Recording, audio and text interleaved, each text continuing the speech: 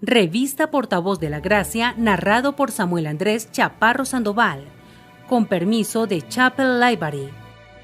Los invitamos a encontrar más material como este en www.chapellibrary.org.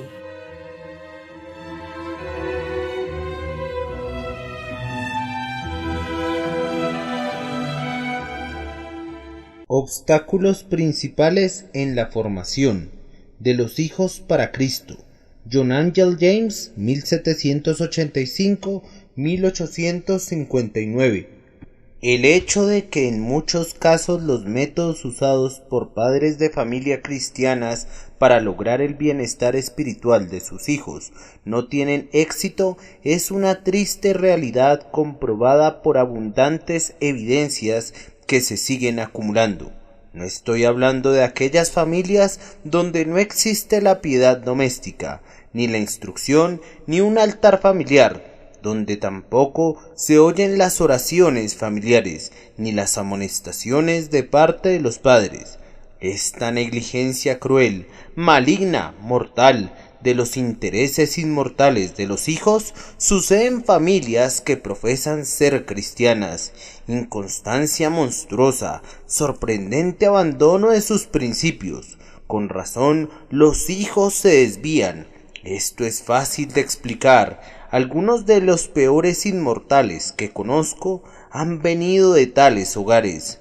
Sus prejuicios en contra de la religión y su antipatía por sus prácticas son mayores que los de los hijos de padres mundanos. Los que profesan ser religiosos y son inconstantes, hipócritas y negligentes, con frecuencia generan en sus hijos e hijas una aversión y desilusión contra la piedad imposible de cambiar, y parece producir en ellos una firme determinación de apartarse lo más lejos posible de su influencia. Hablaré ahora del fracaso de una educación religiosa donde se ha llevado a cabo en alguna medida, de la cual abundan ejemplos. Vemos con frecuencia niños que han sido objeto de muchas oraciones y muchas esperanzas y que, aún así, olvidan las enseñanzas que han recibido y siguen al mundo para hacer el mal. Lo que menos quiero hacer es agregar aflicciones a las aflicciones, diciendo que esto se puede rastrear en todos los casos a la negligencia de los padres. No quiero echar, por decir así, sal y vinagre a las heridas sangrantes con que la impiedad de los hijos ha lacerado la mente de algún padre. No quiero causar que algún padre adolorido exclame: el reproche me ha quebrantado el corazón, ya herido por la mala conducta de mi hijo. Sé que en muchos de los casos no se les puede adjudicar culpa alguna a los padres. Es únicamente por la depravación del hijo, que nada fuera del poder del Espíritu Santo puede subyugar, que lo llevó a un resultado tan triste. En algunos casos, los mejores métodos de educación cristiana, cumplidos sensatamente y mantenidos con la mayor perseverancia, han fracasado totalmente. Dios es soberano y tiene misericordia de los que Él quiere. Romanos capítulo 9, versículo 15. No obstante, en la educación cristiana existe la tendencia de querer asegurar el resultado deseado. Por lo general, Dios, si bendice con su influencia salvadora tales esfuerzos, instruye al niño en su camino, y aun cuando fuere viejo, no se apartará de él. Proverbios capítulo 22, versículo 6. Por regla general, esto se cumple, aunque hay muchas excepciones. Presentaré ahora los obstáculos que considero los principales para lograr el éxito en la educación cristiana. Primero, con frecuencia se realiza con negligencia y arbitrariamente, aun cuando no se omite totalmente. Es obvio que, si se quiere realizar, se debe hacer con seriedad, con un orden sistemático y con permanente regularidad. No debe realizarse de un modo aburrido, desagradablemente pesado, sino como algo profundo y de placentero interés. El corazón del padre debe estar entera y obviamente dedicado a ella. Una parte de cada domingo debe dedicarse a la enseñanza de sus hijos bajo su cuidado. Su dedicación tiene que notarse en toda su conducta como padres. El padre puede dirigir los momentos devocionales del culto familiar. La madre debe acompañarle, enseñando a los hijos la doctrina, los himnos y las escrituras. Pero si esto no va acompañado de serias amonestaciones visibles de ansiedad y un vigoroso esfuerzo por motivar a sus hijos a pensar seriamente en la religión cristiana como un asunto de importancia infinita, poco puede esperarse. Un sistema de enseñanza cristiano frío, ceremonioso e inestable más bien generará un prejuicio contra la religión en lugar de una predisposición por ella. Además, la educación cristiana debe ser consecuente. Tiene que incluir todo lo que pueda ayudar en la formación del carácter. Debe tener en cuenta las escuelas, las compañías, las diversiones, los libros juveniles, porque si no hace más que enseñar palabras sanas para que las comprendan y las recuerden, y descuida el impacto sobre el corazón y la formación del carácter, poco puede esperarse de sus esfuerzos. No se puede esperar que un puñado de semillas desparramadas de vez en cuando en la tierra, sin orden o perseverancia, pueda producir una buena cosecha. De la misma manera, no se puede esperar que una educación cristiana tibia, inestable, produzca una piedad auténtica. Si no es evidente que el padre toma esto en serio, no se puede esperar que lo haga el niño. Todo padre cristiano reconoce en teoría que la religión cristiana es lo más importante en el mundo, pero si en la práctica parece 1000 veces más ansioso de que su hijo sea un buen alumno en la escuela que un verdadero cristiano, y la madre tiene más interés en que su hija sepa bailar bien o tocar música que ser un hijo o una hija de Dios, pueden enseñar lo que quieran sobre la sana doctrina, pero no esperen una piedad genuina como resultado.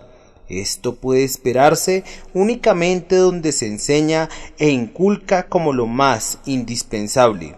Segundo, el descuido de la disciplina doméstica es otro obstáculo en el camino hacia una educación cristiana exitosa.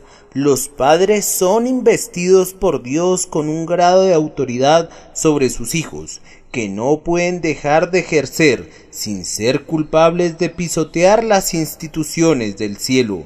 Cada familia es una comunidad, un gobierno que es estrictamente despótico, aunque no tirano. Cada padre es un soberano, pero no un opresor, es el legislador, no meramente el consejero. Su voluntad debe ser ley, no solo consejo. Debe ordenar, refrenar, castigar. Los hijos tienen que obedecer. Él, en caso necesario, tiene que amenazar, reprender, disciplinar, y ellos tienen que someterse con reverencia. Él tiene que decidir qué libros leerán, qué amigos pueden tener, qué actividades pueden realizar y lo que harán con su tiempo libre. Si ve algo incorrecto, no debe responder con una protesta tímida, débil, ineficaz como la de Elí. ¿Por qué hacéis cosas semejantes? 1 Samuel capítulo 2 versículo 23, sino con una firme, aunque cariñosa prohibición. Tiene que gobernar su propia casa y por medio de toda su conducta hacer que sus hijos sientan que tiene derecho a exigirle su obediencia. Donde quiera que existe la falta de disciplina, esta va acompañada de confusión y anarquía doméstica. Si falta la disciplina, todo anda mal. El jardinero puede sembrar las mejores semillas, pero si no quita las malezas y poda el crecimiento excesivo, no puede esperar que sus flores crezcan ni que su jardín florezca. De la misma manera, el padre puede presentar las mejores enseñanzas, si no desarraiga el mal carácter, corrige los malos hábitos, reprime las corrupciones flagrantes, no puede esperar nada excelente, puede ser un buen profeta y un buen sacerdote, pero si no es también un buen rey, todo lo demás es en vano. Cuando un hombre rompe su cetro y deja que sus hijos lo usen como un juguete, puede renunciar a sus esperanzas de ser exitoso con la educación cristiana. La desgracia en muchas familias es que la disciplina es inconstante e inestable, a veces realizada con tiranía y otras tan descuidada que hasta parece que se ha suspendido la ley. En otros casos, los hijos a veces tiemblan como esclavos y otras veces se sublevan como rebeldes, a veces gimen bajo la mano de hierro, otras veces se amotinan en un estado de libertad sin ley. Este es un sistema maligno y sus efectos son generalmente lo que se puede esperar de él. En algunos casos la disciplina comienza demasiado tarde, en otros termina demasiado pronto. El oficio del padre como autoridad dura casi lo mismo que la relación paternal. El niño, en cuanto puede razonar, tiene que aprender que debe ser obediente a sus padres. Si llega a la edad escolar antes de estar sujeto al control cariñoso de la autoridad paternal, probablemente se resista al yugo como lo resiste el toro que no ha sido domado. Por otro lado, mientras los hijos sigan bajo el techo paternal, tienen que estar sujetos a las reglas de una disciplina doméstica. Muchos padres se equivocan grandemente por abdicar el trono a favor de un hijo o hija, porque está llegando a ser un hombre o una mujer. Es realmente lamentable ver a un chico o chica de 15, a quien le dejan sembrar las semillas de la rebeldía en el hogar y actuar en contra de la autoridad paternal de un padre demasiado conformista, que hasta pone las riendas del gobierno en las manos de sus hijos o cae en alguna otra conducta que muestra que se conforma porque considera que sus hijos son independientes. No tiene que haber ninguna lucha por el poder, donde un hijo ha estado acostumbrado a obedecer. Aún desde la primera infancia, el yugo de la obediencia será generalmente ligero y fácil de llevar. Si no, y un carácter rebelde comienza a notarse tempranamente, el padre sensato tiene que estar en guardia y no tolerar ninguna intrusión en sus prerrogativas como padre. A la misma vez, el creciente poder de su autoridad, tal como sucede con la presión creciente de la atmósfera, debe ser sentida sin ser vista. Esto la hará irresistible. Tercero, por otro lado, una severidad indebida es tan perjudicial como una tolerancia ilimitada. La transigencia desatinada ha matado sus 10.000, la dureza innecesaria también ha destruido sus 1.000. Una autoridad que infalible nos ha dicho que las cuerdas del amor son los lazos que unen a los seres humanos. Hay un poder formativo en el amor. La mente humana fue hecha de manera que cede con gusto a la influencia del cariño. Es más fácil guiar a alguien a cumplir su deber que forzarlo a hacerlo.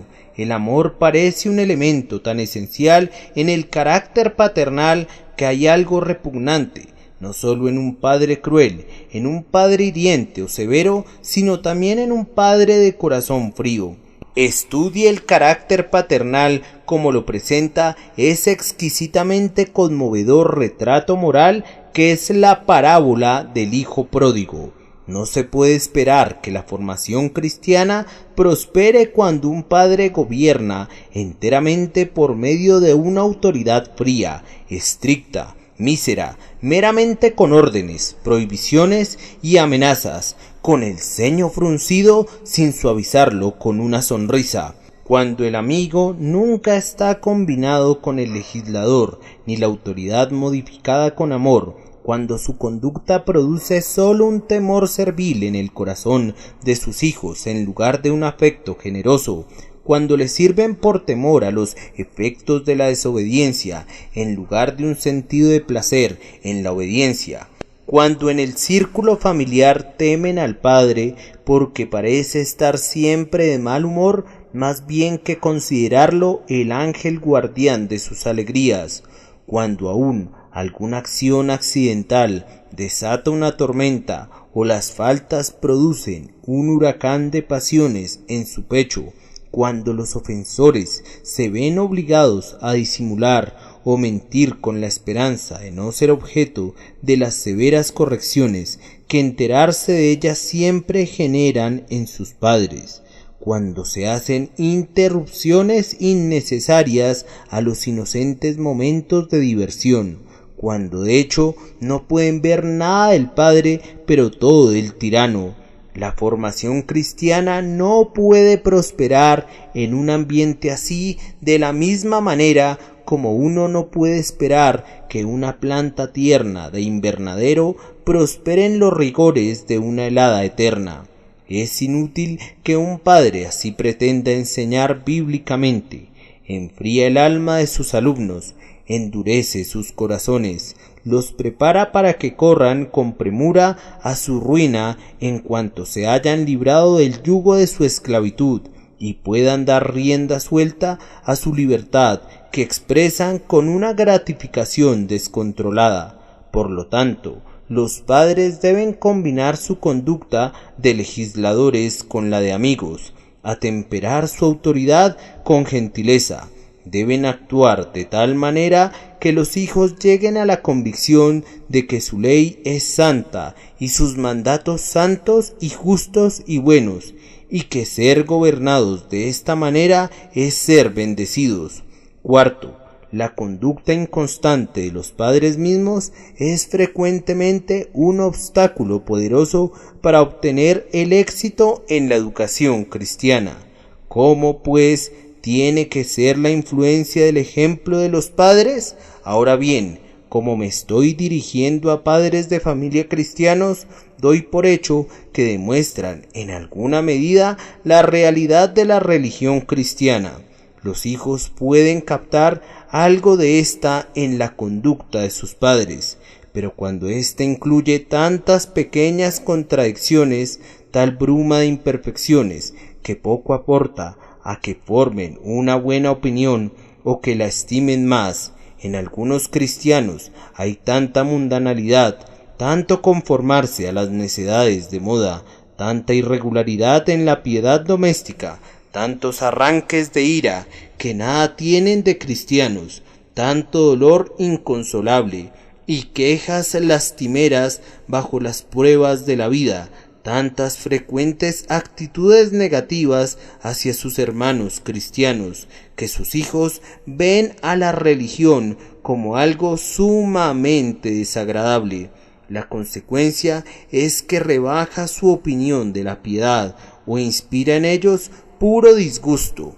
Padre de familia, si quiere que sus enseñanzas y amonestaciones a su familia tengan éxito, hágalas respetar por el poder de un ejemplo santo. No basta que sea usted piadoso en general, sino que debe serlo totalmente. No solo debe ser un verdadero discípulo, sino uno excelente. No solo un creyente sincero, sino uno consecuente. Sus normas religiosas tienen que ser muy altas. Me atrevo a dar este consejo a algunos padres: hablen menos acerca de religión a sus hijos o demuestren más de su influencia. Dejen a un lado la oración familiar o dejen a un lado los pecados familiares. Tengan cuidado de cómo actúan, porque todas sus acciones son vistas en el hogar.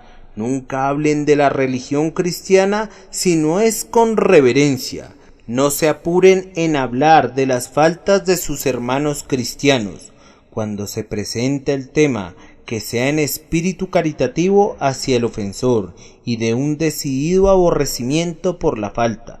Muchos padres han dañado irreparablemente la mente de sus hijos por su tendencia a averiguar, comentar y casi alegrarse de las inconsistencias de otros que profesan ser cristianos.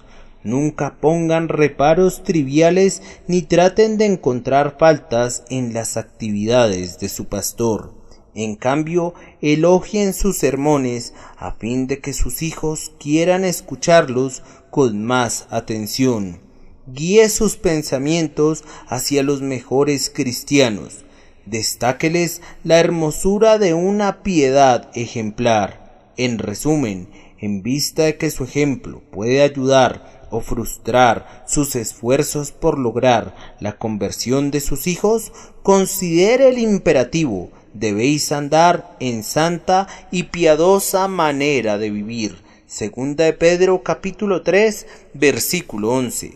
Quinto, otro obstáculo para lograr el éxito en la educación religiosa se encuentra a veces en la conducta desenfrenada de alguien mayor en la familia, especialmente en el caso de un hijo libertino. En general, los hijos mayores tienen una influencia considerable sobre los demás y muchas veces establecen el tono moral entre ellos. Sus hermanos y hermanas menores los admiran. Traen amigos, libros, diversiones a la casa y con ello forman el carácter de los menores. Por lo tanto, es muy importante que los padres presten particular atención a sus hijos mayores. Sí, por desgracia, los hábitos de estos son decididamente contraproducentes para la formación cristiana de los otros. Deben ser separados de la familia, si es factible hacerlo. Un hijo disoluto puede llevar a todos sus hermanos por mal camino. He visto algunos casos dolorosos de esto. El padre puede vacilar en echar de casa a un hijo libertino por temor de que empeore más, pero ser bueno con él de esta manera es una crueldad hacia los demás. La maldad es contagiosa, especialmente cuando la persona con esta enfermedad es un hermano. Sexto, las malas compañías fuera de casa neutralizan toda influencia de la enseñanza cristiana del hogar.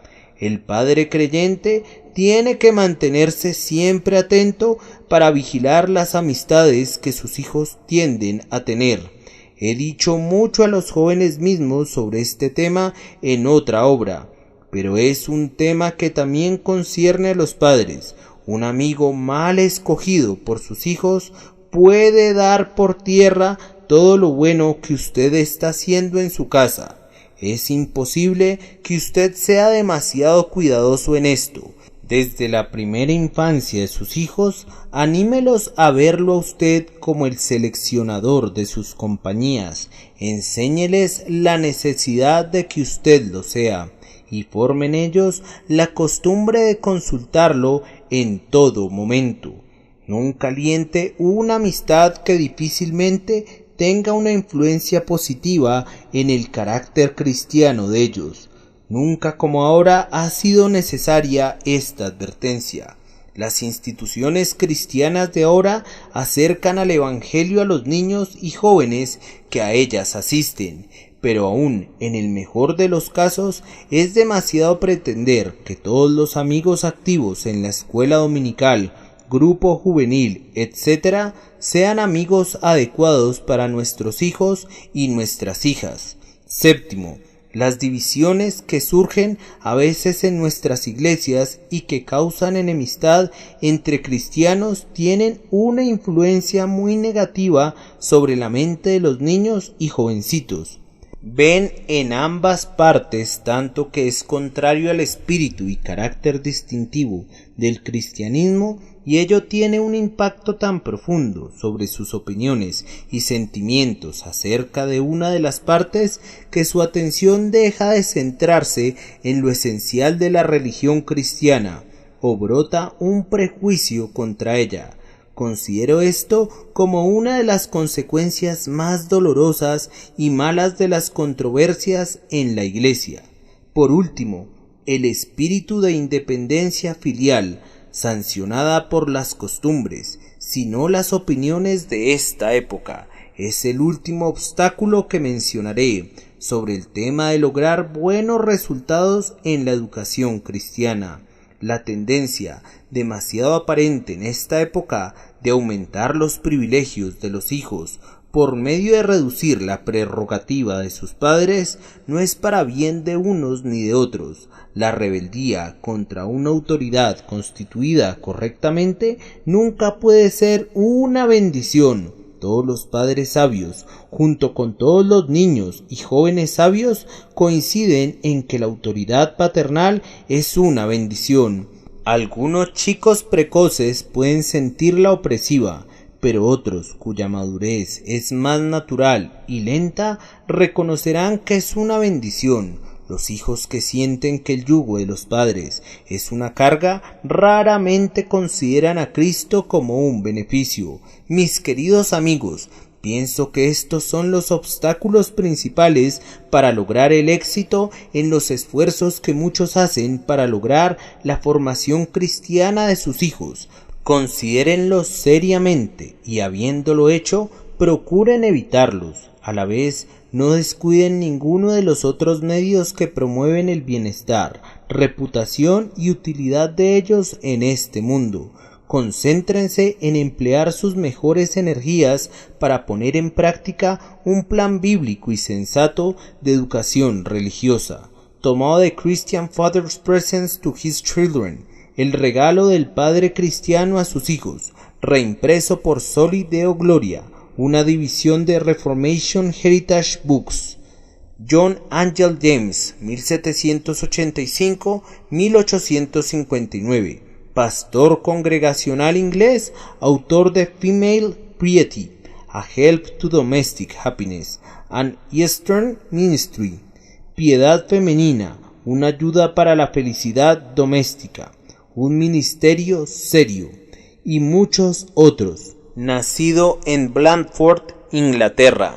Los padres deben pulir la naturaleza ruda de sus hijos con buenos modales. Thomas Boston, 1676-1732.